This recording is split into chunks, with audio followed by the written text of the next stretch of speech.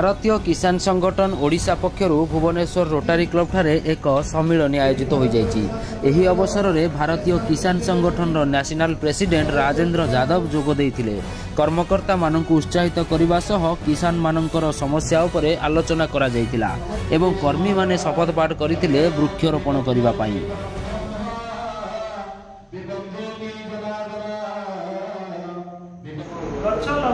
जीवन माछा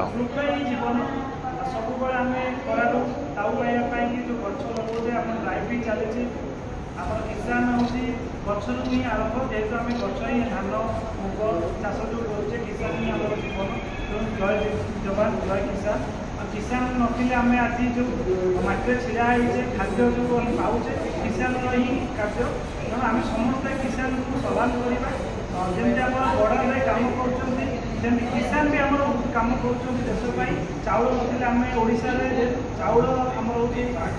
तेणु समस्त चाहिए जय जवान जय किसान आ सब आम गच को आम एत प्रायोरिटी दबा धान हो कि मुग हो सब आम जो बाहर भी रहिले आम गाँ बाटी की आम भूलवानी सब जन्मदिन में केक न काटी आम गोटे गच लगे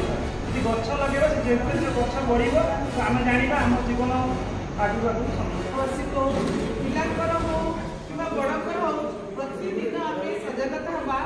गछटी लगेगा गछटी लगे गोटे जीवन निहत आम बचाऊे